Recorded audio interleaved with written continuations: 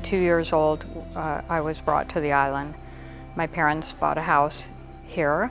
Little Island? The Big Island on Pearl Street, a block away from the ferry. And my... Interesting place to grow up. Oh my God. Beautiful, beautiful place to grow up. Lucky.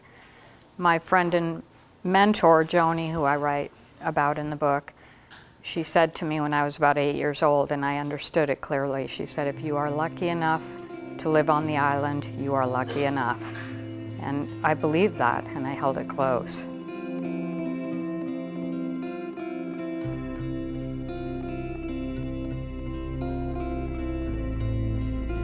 It felt like a tribe, and we stuck together on the island, and it was, nobody wanted to go home except to run home and grab something to eat and get back out as quick as you could. Because back then, as children running on the island, there were no cell phones, there were no walkie-talkies, and if you lost the group, you had to somehow find them again. And they could move around the island quickly or grab the ferry and be across the ferry, and then you're lost to the group. And you wanted to be with the group because the group was nonstop fun. And if you were grounded, that was worse.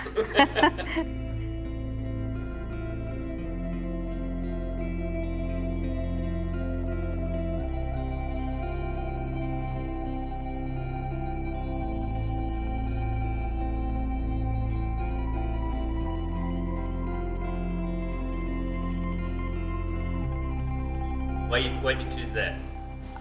Because, so that's a bit of a long story. Because you stuck with it. Yes, I'm still doing it. So I moved away when I was 18. I moved to Seattle, lived there, had a baby, had a divorce, came back to the island because my mom was here, and showed up, and I said, we're back. Back to Pearl Street? No, at that point she was on Little Island.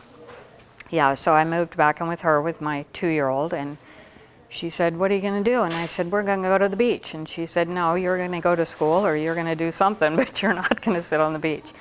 So Joni Cooper, she told me about court reporting school. She said that would be really good for you because you can work your own hours. She knew somebody who was a court reporter.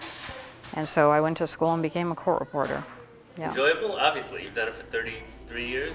Almost 40 years now.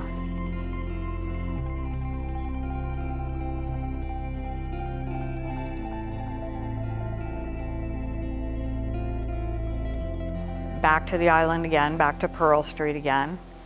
Different house on Pearl Street. Yes, as fast as I could get over that bridge to get back here, I wanted back here. There's nothing like driving over that bridge. It's a safe harbor.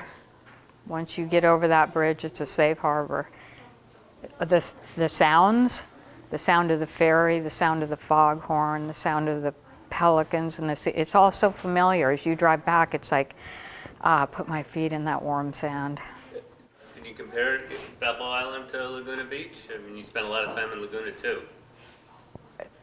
This community here, and these little islands here, there's nothing like it. I was just saying to a friend that the San Juan Islands outside of Seattle, that gives me the same feeling.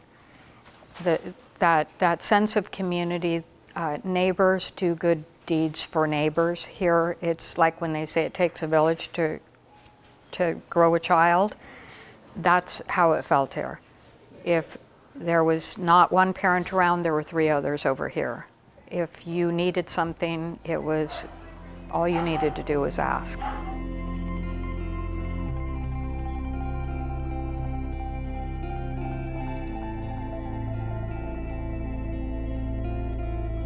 We had paper outs, so I had the whole bayfront, and my brother had the interior. We didn't have the Little Island, too. Back when people read papers. Yeah, they read papers, and then we would collect, and so we would know our customers.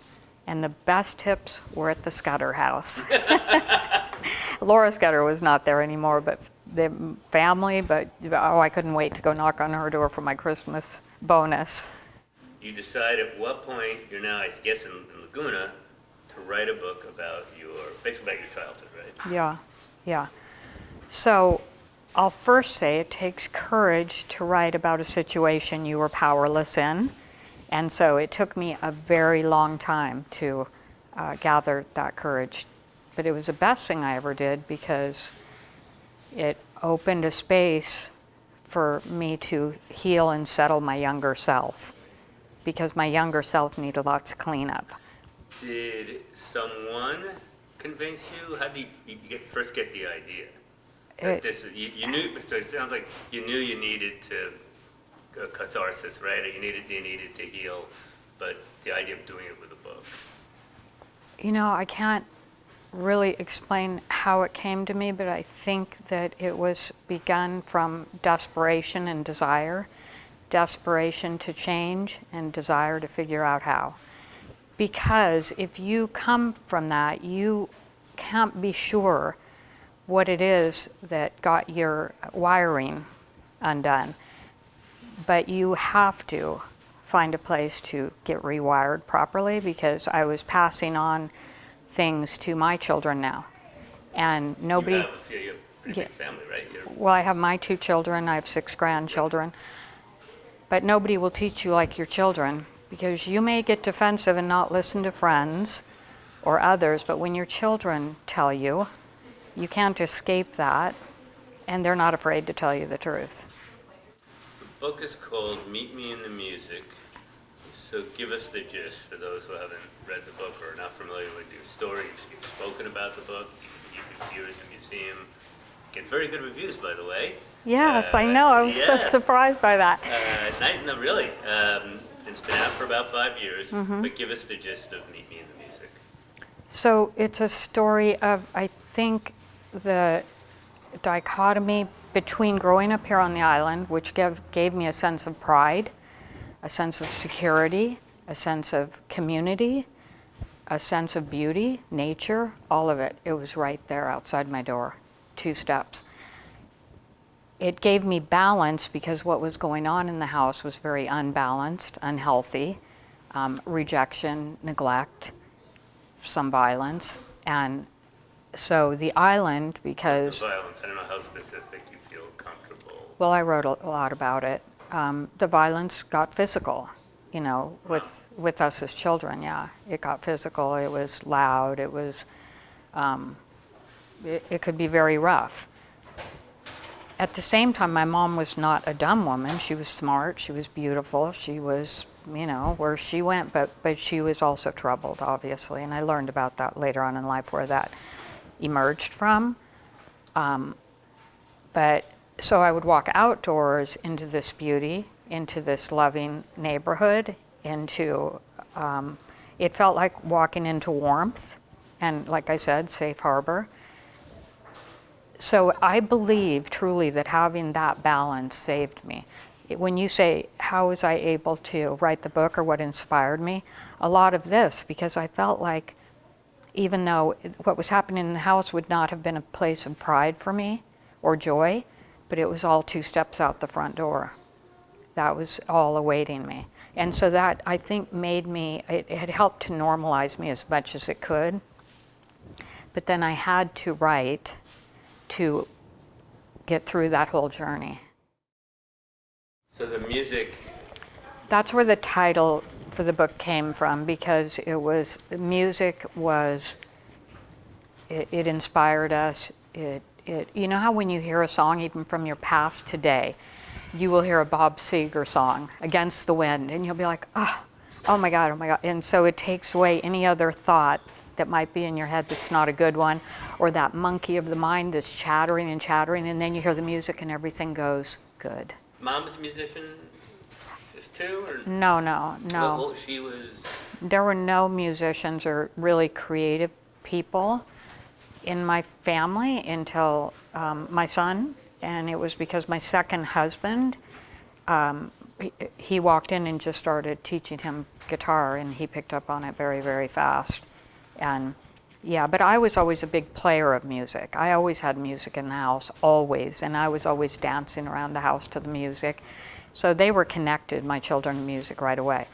But I needed a conduit to my son, and that was it.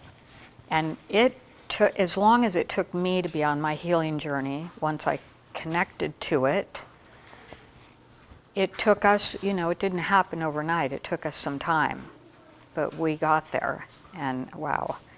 So however you can get there, do. What happened with your mom? What happened with your son? How did they? So my son, he has 2 children now, and he lives in Huntington Beach, and he's well and good and has a great job. And And the addiction that he had he was addicted to, I would say, everything he could get his hands on, right to heroin. So he had taken it a long way. And so I lived in this constant fear. I believed that my mother was going to commit suicide because she told me that she would, and she did not. But that fear was within me, and I felt like I had to light myself on fire to keep them all warm, because god dang, somebody was going to do something. And my son, it took him a while. He would get clean of one thing, then clean of the next thing, then clean of the next thing. And like I said, he's well. My daughter lives in San Diego. She married a Navy man, and he just retired, her husband, and then just went back to work as a civilian with the Navy SEALs. So she has 4 children, and we're all tight. So every holiday together, every beach day, we're all together. The grandchildren are all together, and we're tight and close. And that's all I could have wished for or hoped for, because the family breaks under the tension of addiction.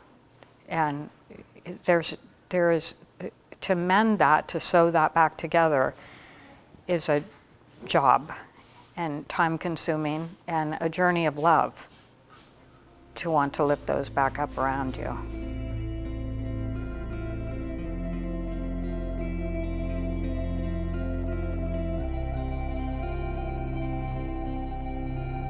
Because I had to stand up to her, and she did not want that.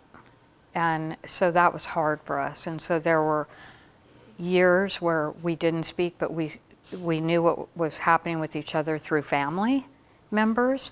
And my son still spoke with her, but she was angry with me, because if I had written this book while she was still alive, that would not have gone over well. Not at all. But you were in Laguna with her? I mean, in her last years, or no? No. We lived in Laguna, but she was out in Palm Springs. But when she went to the hospital and she was still lucid somewhat and being able to speak, we spoke when she was there. And I bet you're glad for that. oh my God, yes. And we were able to, in those moments, come back to us, because even though you're living with addiction and all of that that's going on, there are the good times too. There are really good times in the midst of that, and you want to hold those memories too. Like, what was beautiful there, because there's lots of beauty, and you can be in a war zone and look up at the sun and you'll still see beauty. And even if the house is a war zone, there are still these beautiful moments that happen in between that. I started that book thinking that I was messing up with my own children, and I was going to tell them why. And so I was just going to tell them that I was screwing up. And so trying to out myself to them also, saying this isn't your fault. And I would sometimes say to them out loud, unlearn everything I taught you, because I had no clue what I was doing. What I knew how to do was to be good in my business, to make money, to drive a pretty car, to put on a pretty suit, and I was starting to learn that a lot of that was my facade. It was my cover-up for how dirty I felt inside from the growing up. Not the island. The island was the equalizer, because I would say I grew up on Balboa Island, and that was a place of pride. You grew up on Balboa Island? Yes, I did. And we took our boats out into the turning basin, we tied them all together, and we floated out there where our parents couldn't find us, because there were no cell phones. And we would just float out there like free little birds. So that had a great effect on my life. Your geographic will have a great effect on your life.